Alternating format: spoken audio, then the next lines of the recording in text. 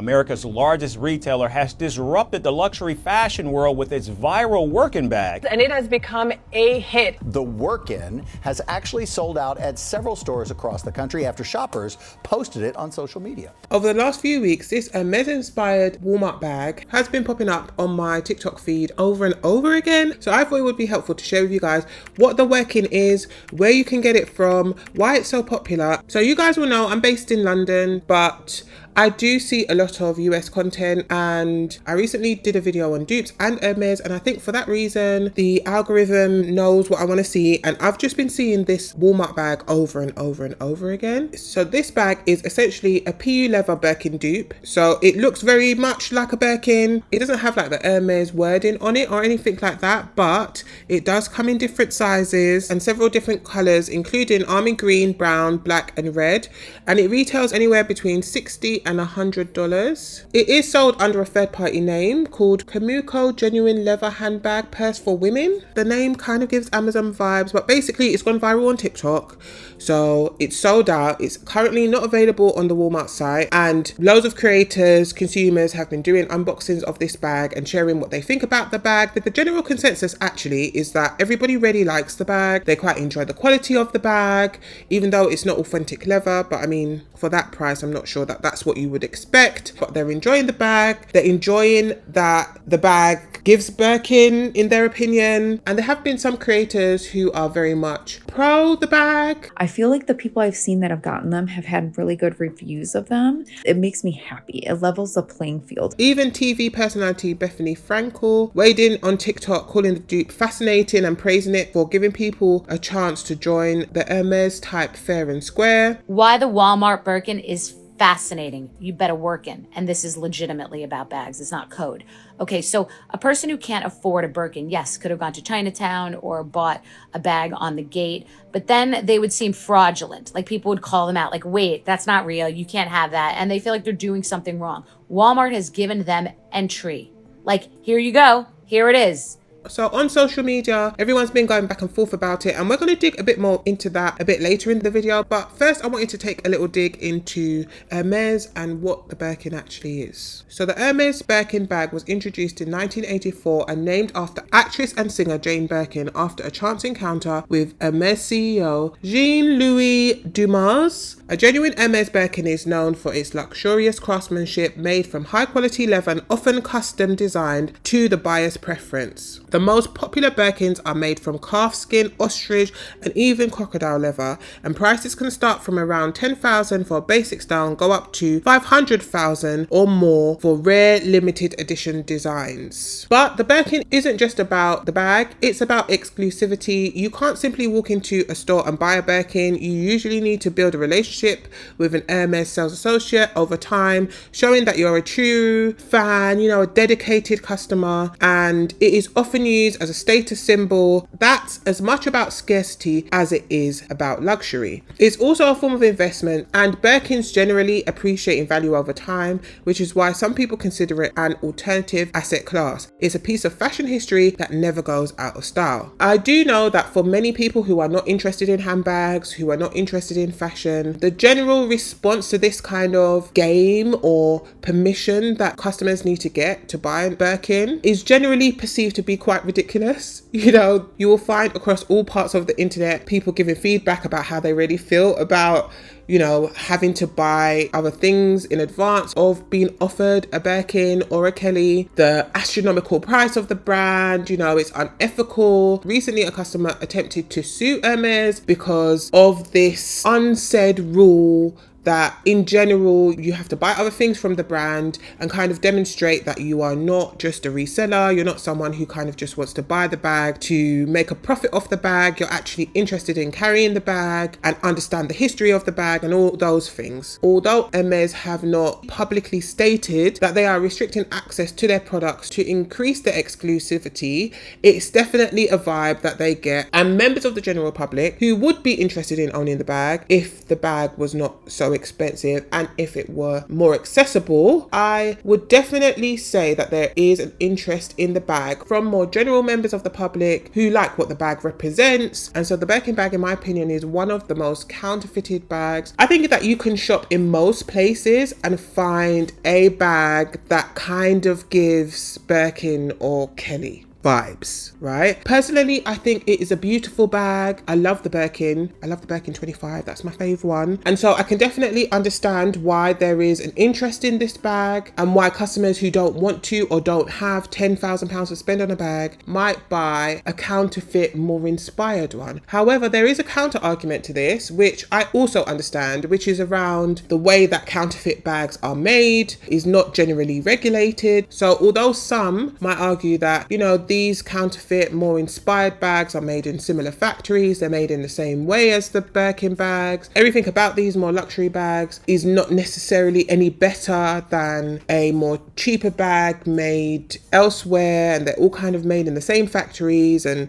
you know, all of that kind of rhetoric isn't actually true. I actually think that some people have these kind of opinions as a cope, but I do think that it's true that some of the more recent luxury scandals, for example the Dior scandal around whistleblowers kind of highlighting that some of their products may have allegedly been made in sweatshops or in factories that are in China or in a way that's cheaper, that is maybe not following ethical guidelines or legal guidelines. Possible sweatshop conditions in Italy where workers have been paid as little as €53 to make a Dior bag that sells for as much as €2,600. I think that this has really hurt luxury brands and consumers' trust in luxury brands, because I'm feeling that the general consensus is like, why am I going to spend thousands of pounds on a bag and I can't be guaranteed that it's handcrafted? I can't really rely on the fact that the leather is going to be good. I can't guarantee that it's been made in a way that, you know, protects workers and pays designers well. And so why not buy a counterfeit item, an inspired item that costs 1,000th of the price and looks similar and gives a similar vibe? But I also understand the perspective around luxury brands follow guidelines that are more public, they're more transparent around their working culture, their guidelines that they're following. And so if there are any scandals or whistleblowing that takes place, they do generally have to save the integrity of their brand, do something about that. And for these more underground, unknown brands that are making more counterfeit goods, they don't have to follow any of these rules and don't really see any consequence for not following those rules. You know, they're probably just shut down and just pop up again with a different name. And so when you're buying counterfeit goods, you are more at risk of supporting child labor, child exploitation, gang related activities. So there are definitely strong arguments on both sides, and you can find perspectives on both sides in the comments of all of these TikTok unboxing videos. But when I actually saw the bag, it does look pretty good. Guys, I know it's not real leather, but it does actually look like a nice bag, right? And my immediate thought was, it actually really does give Birkin. And I wanted to look a bit more into whether this could potentially be a legal issue for Walmart. The striking resemblance of this bag, it's so similar that people are now calling it the Wirkin. Right, the working class Birkin, the working class Birkin, which is actually hilarious to me. But the similarities have definitely raised questions about potential copyright infringement. So Hermès have been vigilant in protecting their intellectual property, and the Birkin has been the center of numerous legal battles over the years. And although the Birkin is counterfeited en masse, Hermès have actually sued online marketplaces and counterfeiters who have attempted to capitalize on the Birkin's allure. And so although the bag does look very much like a Birkin, legal action could hinge on whether the design elements in question are protected under intellectual property laws. If you actually look very close up on the bag, there isn't any fake Hermès branding or anything like that on the bag. I think that the Wirkin's rise in popularity highlights a broad attention in the fashion industry. The desire for exclusivity versus the democratization of style. The Wirkin offers a bit of the glamour that the Birkin represents for a fraction of the price. And so for some, it's a playful nod to high fashion, but for others, it's a blatant copy that undermines the artistry behind the original. But here's what they're really scared of. It exposed the game. Walmart's version sold out instantly. It created artificial scarcity.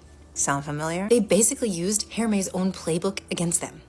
And it worked. Think about it. Both bags sold out. Both created wait lists. Both got people talking. So what's the actual difference? Is it the craftsmanship? Or is it the permission to own it? Is this democratizing fashion, or is it destroying art? I genuinely quite enjoy inspired bags, and I definitely do not think that luxury or designer is synonymous with style. So I think that there are loads of ways that you can be stylish or fashion conscious without spending thousands of pounds on a bag. But I also do think that we should all spend our monies in ways that we are most comfortable. But I think the virality of bags like this definitely does highlight more of a social issue that we are experiencing at the moment. And Walmart has really been able to tap into some of the discontent that some customers are experiencing with luxury, you know, consumers who might spend a few thousand on a bag but are not, because they're not satisfied with the quality and the in-store experience and the customer service and everything about what most luxury brands are offering at the moment, which I think has essentially caused a luxury slowdown. And so I think Walmart have done a really good job at tapping into that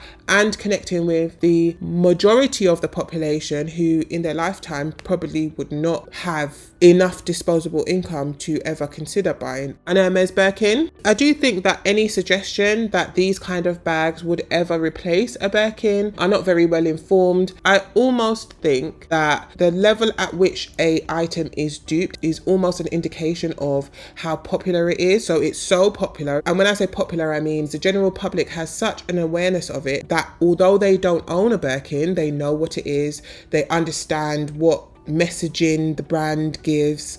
And so the fact that it is duped so much is almost like a compliment for Hermès, that they have something that even when it doesn't have their name on it, people still associate that style with them. And so I have recently made a video about this, but I think that Hermès is in a very strong position, and the virality of these kind of bags kind of just cements that even more for them. I think this has also been proof of the power of social media and virality, and how brands tap into what is essentially free advertising to sell out their bags.